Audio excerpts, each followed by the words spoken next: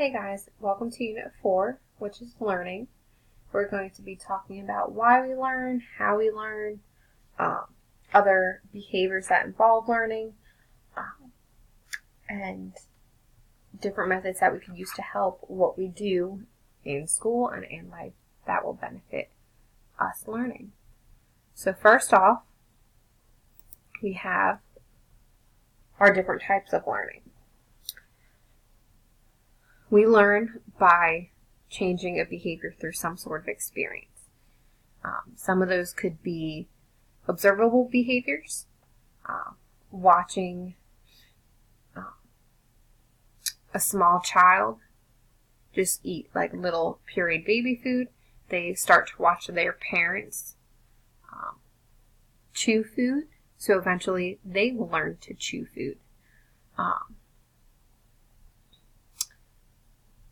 You can't just think that something will happen or wish or hope that something will happen and you magically learn it.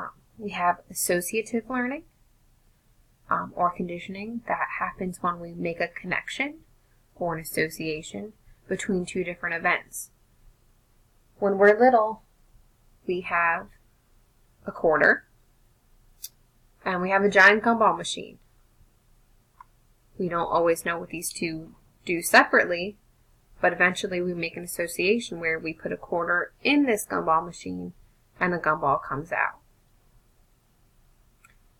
Observational learning that occurs again when we observe or imitate another's behavior, and that's like the chewing food example.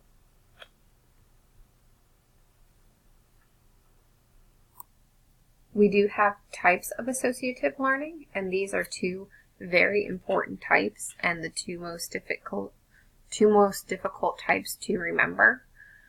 We have our classical conditioning, which is a learning process in which a neutral stimulus becomes associated with a meaningful stimulus, and then opera conditioning, where our behavior changes the probability of that happening again.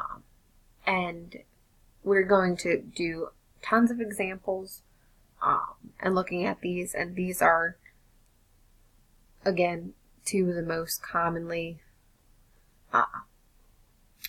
known to be difficult concepts in psychology.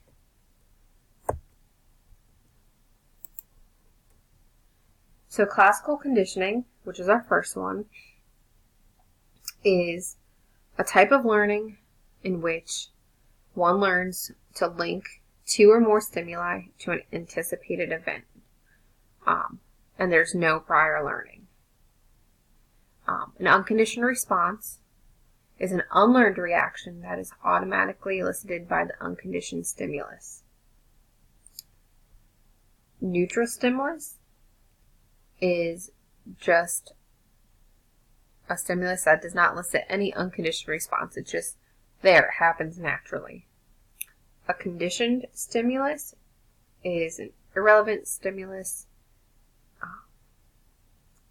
that after association with an unconditional stimulus comes to a certain response.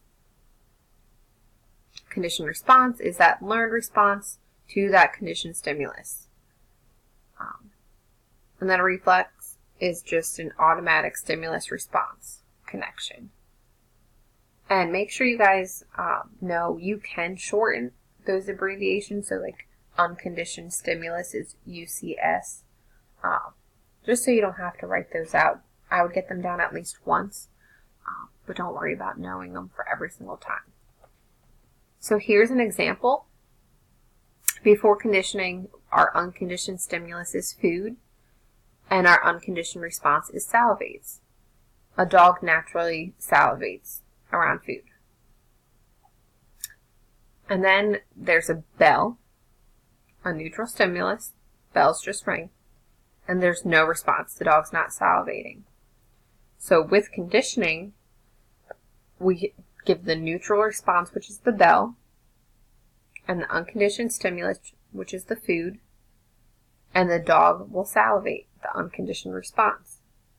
After classical conditioning, eventually, just with the ring of a bell, the dog will salivate. just like you guys do with a bell. When the bell rings at 8:12 to leave first period, you all get up and go.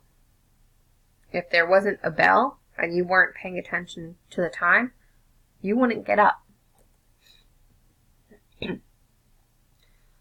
Some important definitions that come along with classical conditioning is acquisition.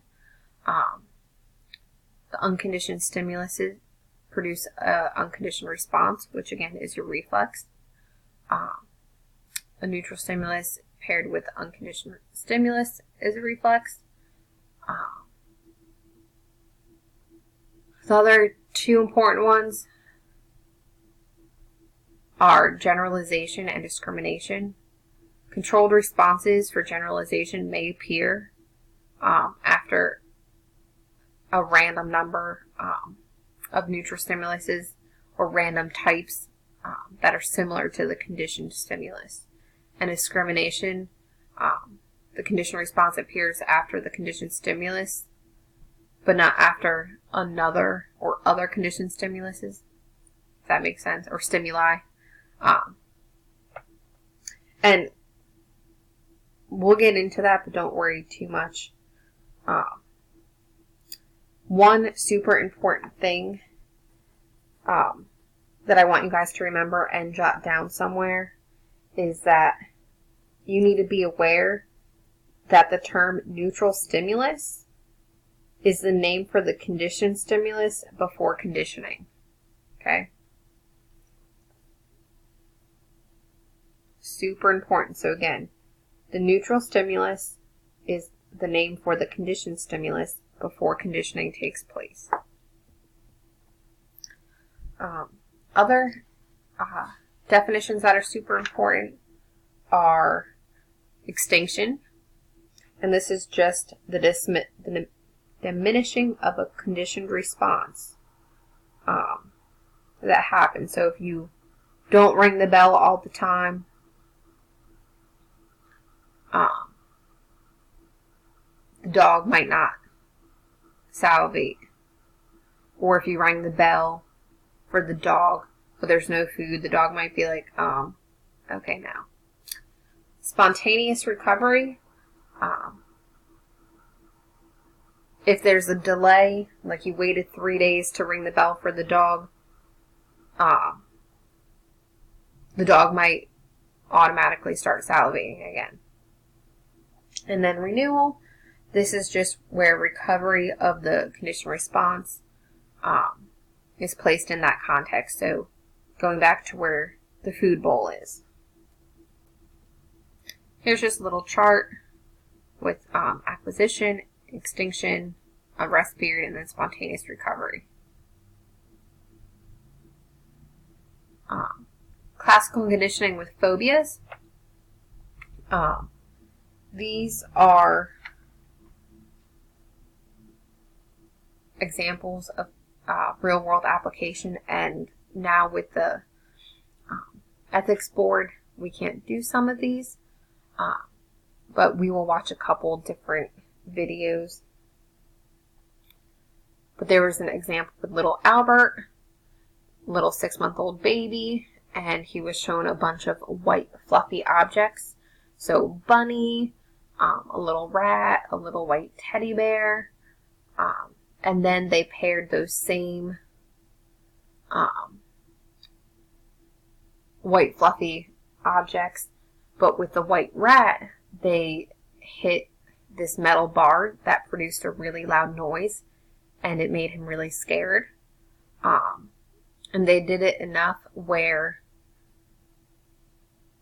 little Albert was terrified of this rat, and then he made a generalization that any other white fluffy thing, so even like Santa's beard, he was terrified of.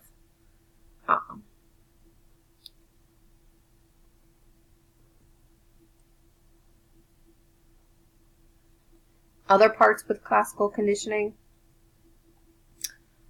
we have the placebo effect. People still think by taking a pill, they feel it, its effects of what the other pill should do. So if you take a pill to help your headache, but you were given a placebo pill, you might be like, oh yeah, my headache's magically gone.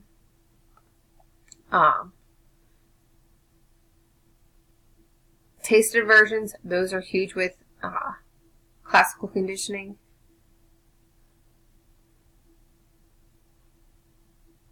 Think of the last time that you've had the stomach bug.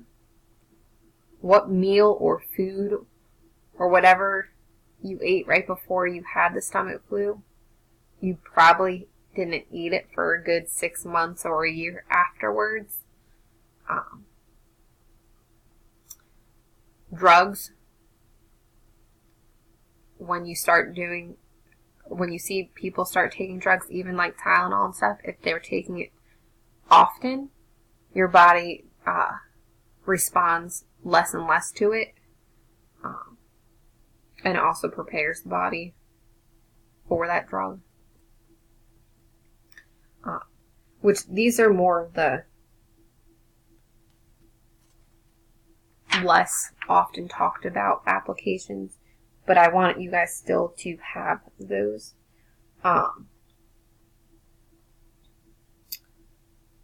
When we learn, we use taste aversions with drug therapy. So people, Tylenol, ibuprofen, those are non-typical drug rehab program drugs, but are stronger, more aggressive drugs. In some therapies for people who need to get off of their addiction, they will give medications that will make people sick.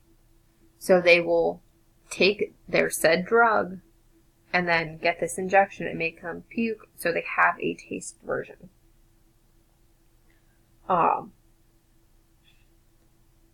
Do we know if it's fully effective? Maybe.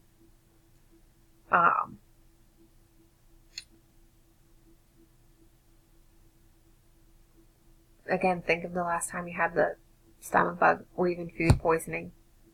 I'm sure if you guys went to Taco Bell and got food poisoning, you might not want to go the next day for lunch. But I hope you guys have a great day, and I will see you guys in part 2.